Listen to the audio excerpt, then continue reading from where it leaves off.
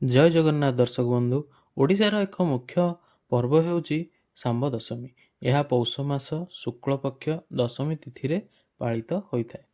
ଏହି ବର୍ଷ ଆଗାମୀ ଡିସେମ୍ବର 30 ତାରିଖରେ ଏହା ପାଳନ କରାଯିବ।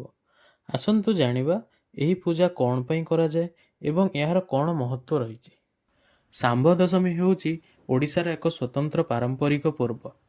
ଯେଉଁ ପର୍ବରେ ସନ୍ତାନଙ୍କ ଏବଂ ପରିବାରର ସମସ୍ତ ସଦସ୍ୟଙ୍କ ଆରୋଗ୍ୟ କାମନା ପାଇଁ ସୂର୍ଯ୍ୟଙ୍କୁ ପୂଜା କରାଯାଇଥାଏ।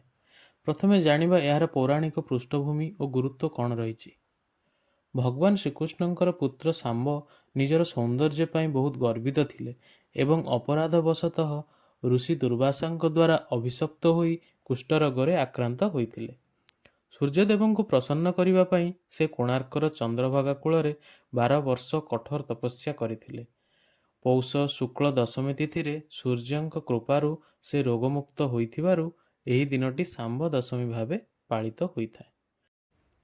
ଏବେ ଜାଣିବା ଶାମ୍ବ ଦଶମୀର ପୂଜା ବିଧି ଓ 3 ପ୍ରହର ଭୋଗ ବିଷୟରେ।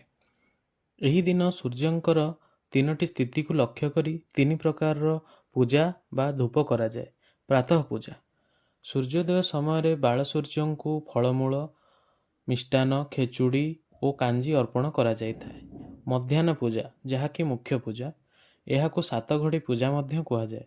ମାଆମାନେ ଏକ କଂସା ବାଟିରେ ହଳଦୀ ପାଣି ରଖି ସେଥିରେ ସୂର୍ଯ୍ୟଙ୍କର ପ୍ରତିବିମ୍ବ ଦର୍ଶନ କରନ୍ତି ଏବଂ ତୁଳସୀ ଚଉରା ମୂଳେ ବିଭିନ୍ନ ପ୍ରକାରର ପିଠା ଓ ତରକାରୀ ଭୋଗ ଲଗାନ୍ତି। ଲାଷ୍ଟରେ ଆସେ ସନ୍ଧ୍ୟା ପୂଜା। ଅସ୍ତଗାମୀ ସୂର୍ଯ୍ୟଙ୍କୁ ଆଳତି କରାଯାଇ ପିଠାପଣା ଅର୍ପଣ କରାଯାଇଥାଏ। ତାହାପରେ ରହିଛି ଏହି ପୂଜାର କିଛି ସ୍ୱତନ୍ତ୍ର ଖାଦ୍ୟ ଓ ପରମ୍ପରା। ପ୍ରଥମେ ଘଡ଼ଘଡ଼ିଆ ତରକାରୀ। ଏହା ଏହି ପର୍ବର ଏକ ମୁଖ୍ୟ ବ୍ୟଞ୍ଜନ, ଯାହା ଶୀତଦିନିଆ ସମସ୍ତ ପ୍ରକାରର ପନିପରିବା, ସାରୁ ଓ କନ୍ଦମୂଳ ଆଦି ମିଶାଇ ପ୍ରସ୍ତୁତ କରାଯାଇଥାଏ। ତାପରେ ରହିଛି ବଢ଼ାକୁଢ଼ା।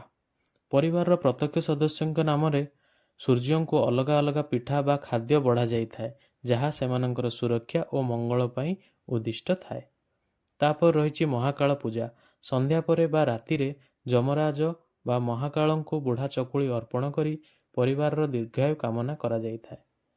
ଏହି ପର୍ବ ବର୍ତ୍ତମାନର ବିଜ୍ଞାନ ସହ ମଧ୍ୟ ଜଡ଼ିତ, କାରଣ ଏହା ସୂର୍ଯ୍ୟକିରଣରୁ ମିଳୁଥିବା ଭିଟାମିନ୍ ଡି ଏବଂ ଚର୍ମ ରୋଗ ନିବାରଣ ଶକ୍ତି ବିଷୟରେ ସଚେତନ କରାଇଥାଏ।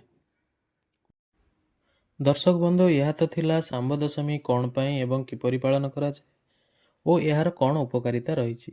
ଏହିପରି ଓଡ଼ିଆ ପୂଜା ପର୍ବାଣୀ ବିଷୟରେ ଜାଣିବାକୁ ଚାହୁଁଥିଲେ ଆମ ଚ୍ୟାନେଲ 12 ମାସରେ 13 ପର୍ବକୁ ସବସ୍କ୍ରାଇବ୍ କରନ୍ତୁ। ଜୟ ଜଗନ୍ନାଥ।